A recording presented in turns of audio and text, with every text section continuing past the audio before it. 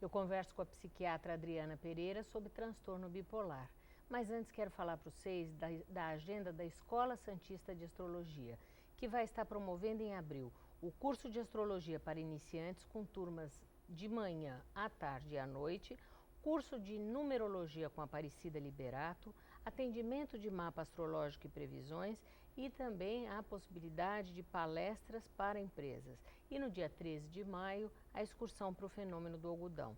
A Escola Santista fica na rua Goitacazes, número 8 Altos, e o telefone é 3284-9714. Adriana, falamos assim dos mais graves, não é? Mas eu queria que você falasse um pouquinho antes, para que a gente pudesse diferenciar depressão, porque muita gente às vezes está numa fossa e já acha que está deprimido. Também virou muito jargão comum, não é? Isso, a depressão ela pode ser um estado depressivo, porque a pessoa perdeu o emprego, rompeu com um namorado, ou um relacionamento, ou até na morte de alguém. Então nós falamos que é um estado depressivo. A doença depressiva ela é bem caracterizada.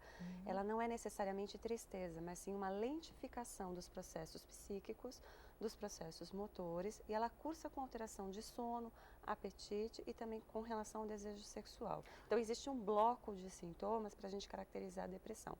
E necessariamente não é só o humor depressivo, pode ser um humor levemente irritado, por exemplo, que acaba sendo mais comum em adolescentes. Sim, então a pessoa não vai ter vontade muito de sexo. Ela vai perder a alegria, o prazer nas atividades, ela vai ter um sentimento que falta o sentimento muitas vezes, ela tem dificuldade para pensar, para raciocinar, os movimentos são mais lentificados, ela perde o estímulo para os fatores ambientais, então ela se recolhe socialmente, ela não quer conversar com ninguém, coisas que antes eram extremamente prazerosas passam a ficar em segundo plano. Então tem todo um perfil de sintomas, pode ser excesso de sono durante o dia ou a insônia à noite, por exemplo, o sono muito ruim, um sono entrecortado. Emagrece ou engorda muito? Como que é isso? Depende, a gente tem a depressão atípica, onde as pessoas engordam, e tem a depressão clássica, onde as pessoas perdem o apetite e costumam emagrecer. Mulheres, em geral, têm a depressão atípica que engorda. Então, ela cursa tanto com mais sono, como um apetite também aumentado.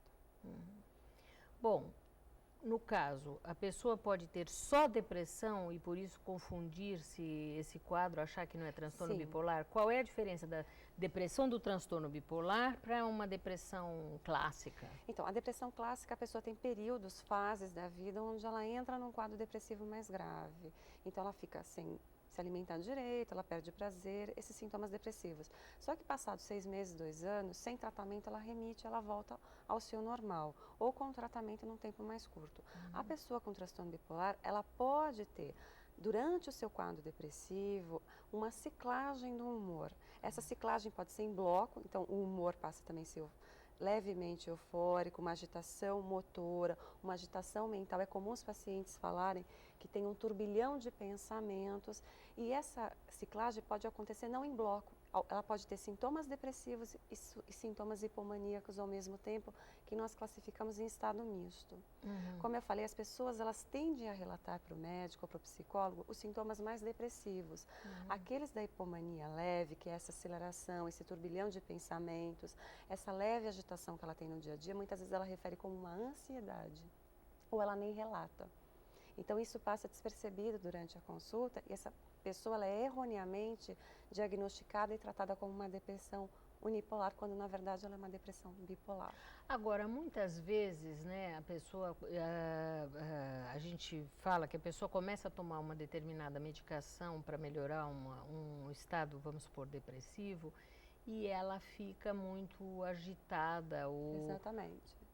O que ocorre na depressão bipolar é que a pessoa ou ela não melhora com o antidepressivo, ou ela se sente pior, ela se sente mais inquieta, esse fluxo de pensamento aumenta, ela sente uma desinibição motora, uma agitação que é incômoda, o que leva muitas vezes até a aparecer a ideação e a tentativa de suicídio, Então, isso que por eu queria conta falar. do desconforto que acaba sendo, porque ela está deprimida, ela tem todo um conteúdo depressivo, porque aquilo não está sendo legal, mas ao mesmo tempo ela está agitada e está com uma aceleração psíquica. É o famoso estado misto, que costuma ser, hoje em dia, muito prevalente entre os pacientes bipolares, tanto pelo uso das drogas listas e listas cafeína, quanto pelo uso de antidepressivo. que hoje em dia, nas escolas mais conservadoras, se contraindica o uso de antidepressivo para esse perfil de paciente. Certo, e aí a pessoa deve tomar o quê? Estabilizador de humor e, quando um pouco mais grave, também a gente introduz com antipsicóticos, sobretudo os mais recentes, que são os atípicos. Eu acho que hoje em dia, é uma coisa muito difundida, todo mundo toma antidepressivo, né? Como se Exatamente. fosse uma coisa muito... Inclusive para não queixas psiquiátricas. Então, ele é usado para dor, ele é usado muitas vezes para gastrite, porque melhora a ansiedade, para menopausa, né, para alguns sintomas da menopausa.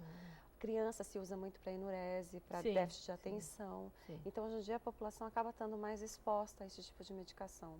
E qual é o risco disso ou o benefício disso? O que nós temos observado é que as pessoas com transtorno bipolar têm piorado muito o prognóstico, a evolução da doença, porque precocemente, quando começaram os sintomas, ela foi submetida a um tratamento com antidepressivo. E isso tem agravado o curso da doença. Tem cura? Então, aí nós estamos entrando num ponto bem delicado, porque o tratamento do transtorno bipolar, ele é um tratamento muito longo, ele é medicamentoso e ele é muito longo por muitos anos, quando não para a vida toda.